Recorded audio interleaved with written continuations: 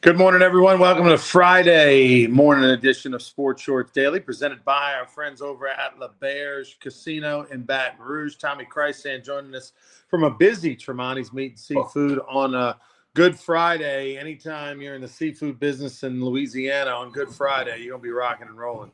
I got to say this, Ronnie. A lot of people are calling, can they still get boiled or live crawfish?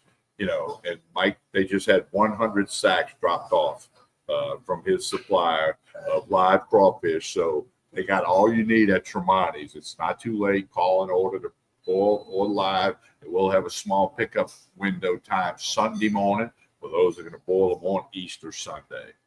Wow. Also we're presented by the Louisiana Sports Hall of Fame. I'm in an undisclosed location presented by the LASportsHall.com, and there's been a lot of buzz about the Louisiana Sports Hall of Fame. It is right around the corner, and the Hall of Fame induction class is outstanding. So go check it out at LASportsHall.com. A lot of great events coming up in June. All right, TK, a couple of the things to get to. We'll talk a little LSU baseball. We'll talk Lee Corso retirement, LSU gymnastics. Has a disappointing night. But let's start with the good news. LSU baseball. Tigers are down 5-1 to a very good Alabama team at home. Kate Anderson, good with the bad. The good, 10 strikeouts, 0 walks, and 5 2/3 innings. The bad, 4 home runs, and one of them was a 2-run homer. So that was the 5-1 spread. And you think, okay, well, if you're down 5-1, it's Kate Anderson, you're in the 6th inning, it's probably a loss at that point. And credit LSU, the Tigers exploded, scored in all 3 runs in the 6th, 7th, and 8th, came back and won handily 11-6. The Larson pinch hit home run. Here's a young man who was a great player a year ago as a true freshman, really the best hitter on the team the second half of the year for the Tigers, and who had an awful start to his season, hitting below 250, not in the starting lineup, really not in the starting mix at all. Probably the 6th outfielder if you had to rank him. They pinch hit for him off the bench, and he hits the biggest home run of the season for the Tigers, a 3-run shot that made it 5-4, and then the box changed, the momentum got on their side, and the rest is history. Yeah, it really is, Ryan. A couple of thoughts on that. Number one, this is part of what's up with Cade Anderson. Okay, the guy pounds the strike zone. No walks last night. Okay, so let's switch roles here. If you're the Alabama hitting coach, or you're an Alabama player, you know he's throwing the ball over the plate. You got to go up there ready to ambush. You got to be ready to hack. Okay, now he's going to fool you with one of his breaking balls or his changeup, or he's going to blow smoke by you if you're not looking for that. But then the other part of that is they're going to run into some of them and hit them out the park. Okay, Alabama's a ranked team. They're a good baseball team. They got good players. Their coach is fantastic. I mean, and so people just need to know that that's going to happen. And it makes you appreciate a Paul Skeens or an Aaron Nolan and what he did at LSU even more. Now, here's the other thing, Ronnie. I'm watching the game, and of course, I'm like everybody else looking at social media. When they go down, they're down 5-1, and people saying this is not an Omaha team. Why are they not taking him out? Why are they putting this guy in? You're exposing yourself for not knowing baseball. I mean, Skip Bertman had a baseball team that lost 28-2 to Alabama many years ago. That team won the national championship, later. So it's going to happen in baseball. I'm tired of these fans saying, no, it's not Omaha team. They'll be lucky to host. I mean, you don't know that. It's April 18th. I mean, take a deep breath, okay? It's baseball. And the other thing about that is people who are LSU fans or SEC fans have seen this movie for 30 years. It's not like you've never, that one year Maneri's team won 23 straight at the end and kaboom, they got a great run. I mean, they got to understand that and stop being so critical. Now, on the other side of the critical is the home plate umpire who had an absolutely terrible night last night, both ways. I mean, he wasn't favoring LSU. He wasn't favoring Alabama. He just missed a whole heck of a lot of pitches, way more than normal. No, it was definitely bad umpiring, and we see it now in the major leagues, right? I mean, there's websites that social media that track percentage misses and all that, and even at the major leagues, which is the best of the best, there's some cats in there that have bad nights, and they'll they'll call strikes at less than 90% effective rate, and that's just inexcusable. Ronnie, last night, Grisham of the Yankees was called out strike 3. Ball was at least 4 or 5 inches outside and 4 or 5 inches below the strike zone. You know, they do the little box. And I know the box is not 100% accurate, but when the ball's not even close to the box, okay, and then of course Grisham tells the ump that's a terrible call and ump throws him out. Okay, so that's 2 bad calls. He should have said, Grisham, go get in the dugout, or I missed it, get away from me. But it's really, really, really getting bad. And again, at LSU last night, the plate umpire had a bad night. Hey, I don't know his stats on the year and this, that, and the other, but you know, it's just unfortunate. But your coach, Skip Bertman, always said, you got to know that guy. You're going to miss that call every now and then. You got to be able to overcome that. You can't let that beat you up. You can't go to the plate saying, oh, I hope he doesn't miss a call. You got to go up there with your approach and hit the baseball. Speaking of Coach Bertman, he was at the game last night, Yep. sitting behind the plate. I spoke to him. He was in good spirits, had a good day. I went to Mike Anderson's, had lunch with some of his friends, and then was able to make the game. He won't be there today. He might be there on Saturday. Look, Cade Anderson is a sophomore. He's a draft eligible sophomore, and a guy that you're going to have to sweat because, you know, projections have him all over the board. Some have him going in the first round. You know, we shall see. If he goes in the first round, obviously you can, you know, kiss that baby goodbye, as Lynn Rollins would say. But hopefully he does well, but somehow his velocity or his size keeps him like maybe a third-round pick, and maybe he decides to come back. But that said, Cade Anderson is a guy, Tommy, that I like a lot. And I just think if I'm a pro team, I like him even more because I think his better days are ahead. I think he's going to get bigger. He's going to get stronger. And he's going to learn how to finish pitches a little more and how to use the wide part of the plate a little more. Right now, he's too much of a funnel. He funnels everything. You know, his fallback mechanism is if I'm going to miss, I'm going to miss over the middle. And it's effective right now because he's better than the hitters most of the time. But in the SEC, they've got pretty good hitters too. And if you get too much of the middle of the plate, guys are going to run into it, especially guys that are aggressive because they know you're not going to throw a lot of balls. But I still think that, look, man, this guy's a young kid. He's going to be, 21 years old at, by the time they're around the draft. He is going to be so much better in 2-3 years, 4 years, and be pitching in the big leagues if he's healthy. He's got great stuff. And I just, hopefully he can get a little finish off those 2-strike pitches a little better, make some mistakes there. Again, just sort of funnels too much over the middle. But funneling too much over the middle, it can win in college. He's going to win a lot more than he's going to lose. Nobody's going to be perfect. Even Paul Skeens didn't win them all when he was at LSU. He had a couple bad ones. So that's where we're at with Cade Anderson. He's definitely their best pitcher. I think you've hit the nail on the head. I agree with everything you said. As I've said before, I love his body language. I just love the way he looks when he's out there. Even when he throws, he doesn't throw ball 4 often, but even when he misses where he's trying to throw, he doesn't get flattered. Guys hit the ball out the park last night. He's still got that focused look, that stare down, if you will.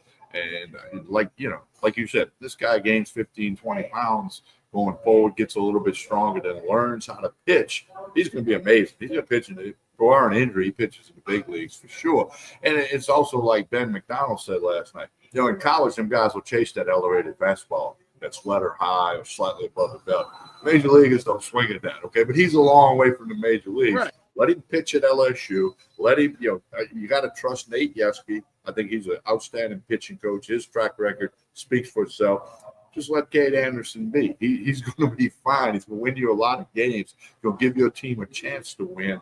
And that's all you can ask for. Give your team a chance to win. Kason Evans came in the ball game and was outstanding. Went 2 1/3 innings, got a win. He's now 2-0 in the year with 6, 7 saves, whatever it is. Case and Evans ERA, here we are halfway through April, so we're over 2 months now into the season. His ERA is 0.67. 0.67. Now, what was interesting was he went 2 1/3 innings, and what happened was LSU had a comfortable lead, 11-5. They're in the 9th inning. Then in Case and Evans is at 35 pitches. They decide, you know what? If we get him out now, he doesn't throw any more pitches. We can bring him back this weekend. We can bring him back on Sunday and help us. If you leave him in there and he throws another 15 pitches or 20 pitches potentially, who knows? You probably don't try to bring him back on Sunday if he's thrown 50, 60 pitches. So they hedged their bet. They said, we're up 6. We only got to get 2 outs. Nobody's on. Or let's go get Binge and let him finish it. And unfortunately, Connor Binge, who throws 97, can't throw strikes. He gets 1 out, he walks 3, and then they got to get Zach Cowan in the game and get him hot. And he gets the final out. Now, he only threw a couple pitches, but it's the fact that Zach Cowan had to get up, get hot, get in the game that usually takes a little something off you the next day. Now, the good news is that Zach Cowan doesn't throw hard. It's not about him throwing hard. It's about his changeup. So it shouldn't affect him that greatly. But you hate to see LSU having to use Zach Cowan last night because they're going to have to use him today. Yeah, I agree with that. And that's part of what Jay Johnson's masterful thing is. You got to manage this game, but you also, you got to manage the 6th inning and the 3rd inning. You got to manage the 9th inning and the 6th. But you got to, in this case, you got to manage Saturday's game on Thursday night with your personnel and what you got to do. And that's why Jay Johnson is the coach he is. And there's many coaches that can do that. I mean, hundreds of coaches can do that and do it well. But that's part of it that maybe some of the fans don't understand. That there's a lot of reasons why every decision is made, whether that's putting a guy in, taking him out, wherever it might be. So it's a whole lot more than maybe what's right in front of you or what happened in the last batter, who's on deck. I mean, there's so many things involved. And that's one of the beautiful things about baseball. It's only dull to those with a dull mind. Okay? So enjoy the game of baseball. Let's talk a little LSU gymnastics. The LSU was the #1 ranked team in the country. They made it to the final 8, where, the semifinals in Fort Worth were last night. The finals this Saturday. They had the 1, 4, 5, and 8 seed. And the 4 and 5 seed were UCLA and Utah. The 8 seed was Michigan State. LSU was expected to advance easily. The top 2 of the 4 advanced to the championship on Saturday, and that did not happen. Came down to the final couple passes, and LSU did not have a good night. They've been so rock solid, touching that 198 score, hovering around it, rather just below it, over it. They were had the highest score of any team in the country this year, and they went over there and they were 197.5 and weren't their best. And it's the end of an era for a few older veterans. Remember, they had a lot of these old COVID gymnasts still involved with them. Of course, Haley Bryant being one of the big names, and we know Olivia Dunn is done. She hasn't competed in over a month with an injury, but disappointing. This would be equivalent to LSU getting to Omaha and going 2-Q. Something like that is basically what LSU gymnastics did. So they will be another champion, most likely Oklahoma, who's the #2 seed. Yeah, well, what a run winning the national championship last year, get to the semifinals this year. But time for Coach Clark to redo the roster, as they say, and I'm sure he'll do it. But it's still, one of the prominent programs in the country. As Carl made the comment, they picked a bad night to have a bad night. Right. That happens in sport. That happens in sports at all levels. Lee Corso is set to retire. 38 years he has been really the face of College Game Day, and of course the headgear, the mascot headgear, is what everybody waits for on Saturday mornings. I thought, I guess I don't know if you want to credit Kirk Herbstreit, credit ESPN. I thought he probably should have retired 3-4 years ago with his health and age, and just they basically had Kirk Herbstreit's love for him, which is well documented. Pretty much had to hold his hand and and figure out a way for him to get through College Game Day and contribute without really embarrassing himself in the show. And they were able to do that. But a pretty remarkable run. I mean, Kirk Herbstreit, to me, Tommy, you had Dick Vitale at ESPN for college basketball, and you got Kirk Herbstreit for college football. They're sort of the two personalities, mascots almost, if you will, that literally changed the game and changed how we watched the game. Dick Vitale, what he was and did in the 80s and 90s, people that are under the age of 40 don't realize, what he meant to the game of college basketball and what he meant to that channel. Kirk Herbstreit did the same thing for college football. I agree with you. And, a hell of a run by Lee Corso. He'd been a head coach at a few different places, played at Florida State. It was a hell of a run. I'm like you. The last couple of years, it was tough to watch some days. He's about to be 90 years old, or he is 90. He's either coming up on his 90th birthday or just had it. And I do like the fact that they're going to let him do one game, whichever's the first site for game day, which could be LSU Clemson. That's not official. And he'll do the headgear thing, and then he'll ride off into the sunset. I think that's fitting. I'm okay with that. But then, and I'm telling you, if Saban's going to take his place as the guy sitting right next to Herbstreit, they're going to become the next face of college football, like as if he wasn't already. But he's going to sit where Corso is. That's my guess. I haven't read that. Nobody's told me that. That's my guess. Well, I don't see Nick Saban putting the headgear on. I know last night. No, he ain't going to do that. And nobody can do that at least for a year. Come on. I mean, look, I think, Nick, what he's done for College Game Day has been great. I think he's enjoyed it. I think people are seeing a different side of him. They're seeing that human side, the personality is there. He's funny. He's self-deprecating at times, but yet he's still got that fire and that that people expect to see out of him. McAfee, though, has sort of become the star of College Game Day. He's the one that the crowd sort of it gets attracted to and connects with. He's the Lee Corso, quite frankly. He's the one that gets the crowd riled up, and the college kids love him because he's big with that demographic and everything. I don't know that he's going to do headgear. I don't know if anybody's going to do headgear. I don't know if that's going to become a thing. They probably should let it go with Lee Corso. That was his baby. That was his thing. Come up with a new thing. But McAfee's sort of that energy guy, the crazy guy, the one the kids connect to. That's who Lee Corso was 30 years ago. And then you got Saban, what he brings to the table sort of connects with all demographics. It's still a great show. And that would be unbelievable if he was in Clemson, South Carolina for the LSU game. By the way, Lee Corso has picked the LSU Tigers to win 25 times in his 38-year career. He's done over 400 games on College Game Day, and he's picked the LSU mascot, Mike the Tiger mascot, 25 times. Well, and I like what Nookie said. I got his comment on the screen. Retire the headgear thing with Coach Corso. It would be wrong for someone else to do it, at least initially. But Ryan, I think you make the right point. Come up with something else. I mean, that was Lee Corso's thing. Come up with your own stick, your own whatever you want to do. Somebody can be smart enough to figure that out. But hell of a run by Lee Corso, no question.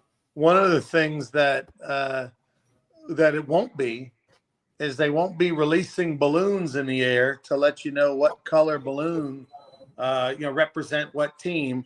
A bill made it out of committee and is likely to pass in Baton Rouge this current session that the lieutenant governor backed, which is it is now going to be against the law in the state of Louisiana to release balloons into the air. Yeah, because where'd you dig this nugget up at? Did somebody call you because you were going to do a balloon? A friend of mine is involved with the bill, and Billy Nungesser literally went into committee and talked in support of it just a couple days ago. And the reason is because now it's illegal, the mass release of balloons into the air, because balloons come down. And where do those balloons come down? They come down in the marsh, they come down in the fields, they come down on power lines, and they cause quite a mess. And it's littering, as well as animals and stuff, cows and things like that in the fields, are eating, will eat them. And They had a number of people testify, and this has been kind of an issue behind the scenes for a few years, and now it's against the law. So gender reveal parties where you release balloons and there's 30 blue ones or 30 pink ones, not anymore. I'm so glad you updated me on this, Ryan. I mean, I'll be able to proceed through the weekend. Okay? I'm just so I didn't see that one coming, but that's okay. By the way, the Rougarou do not support the mass release of balloons, but we do support fireworks on Friday night. So get your season tickets now at brrougarou.com because we will have Friday night fireworks every seventh inning. Don't they create a little bit of litter? We pick it up, Coach. What are you talking about? The stuff you shoot the fireworks out of, those canisters, those go into the dumpster. But no, okay. So the Rougarou are litter free, Tommy. Okay, well, that's good. And speaking of that, the big golf classic coming up Tuesday, April 29th. Go to brrougarou.com. Enter your team, enter yourself individually, a big putting contest, lots of great stuff at the Island Golf and Country Club in Plaquemine. Go to brrougarou.com. Do that today. Yeah, but Tremonti's Meat Seafood will be out there. You'll be out on a hole. They'll be serving food to folks playing in the tournament. A lot of great vendors will be out there as well. It is April the 29th. It's at 10 a.m. at the Island Golf Course. We got a few spots left. It's a celebrity event. We'll pair you with a celebrity. If you just want to play as an individual, we'll put you on a team. If you have want to buy a team, it's only $600 for 4 people to play golf. You're going to get a Rougarou polo. You're going to get a sleeve of ball, Rougarou sleeve of golf balls. And if you want to go 3-man team, we'll pair a celebrity with you. 4-man team, you bring your buddies, whatever. Garrett Nussmeier is going to be out there playing in the event. Coach McMahon, LSU's basketball coach, will be there. Rohan Davey, former LSU Tigers, Blair Barbier, Doug Thompson. We're going to be in the house. John Brady's going to be out there. I think Tim Floyd's going to be joining us. Could be a lot of greats. It'll be a lot of fun. So make your plans April 29th to come play golf at the Island, 10 a.m., 8:30 registration. You can get the info and sign up at brrougarou.com. Tommy, tell us about Tremonti's before we get out of here. Well, very busy in here with Easter weekend and all the crawfish. They got all the boiled and live crawfish you need. They're not going to run out. They take your order. You're going to get it. There's a small window of time. Sunday morning, you can pick up the crawfish. But today, tomorrow, I've already had 10 people come in here and get sacks of crawfish. They're not going to run out. They tell you they got it. They're going to have it. It's a big thing each and every year, Easter weekend with the crawfish, and Tremonti's is on top of it. Call them, numbers on the screen, or they're located on Jefferson Highway in Baton Rouge, right down the street from Parkview Baptist Church and School. Mike and the staff are ready for you today, tomorrow, Sunday morning pickup. You got to pre-order, though. Don't just walk in here and say, I need six sacks of crawfish. They might have them, but if you pre-order them and they take your order, you will have them. And don't forget, tomorrow morning, Sports Shorts Radio, 10 a.m. to 12 noon. ESPN Radio, Baton Rouge, Lafayette, and Lake Charles. We're covering that bottom left corner of the state of Louisiana. And we'll be live at the Walk-Ons in Bruley. Come on out, join Hunter McCann and myself and Ronnie Rance live from the Walk-Ons in Bruley. Lots of radio stuff. 2 hours, 10 a.m. to 12 noon, Baton Rouge, Lafayette, and Lake Charles, all on ESPN Radio. Again, don't forget to like and share this show. That helps a lot, whether you're on YouTube, Facebook, or X. Like and share this show. That helps everything and everyone involved. On behalf of Ronnie Rance, my name is Tommy Christ, and happy Easter, everyone. Have a wonderful day.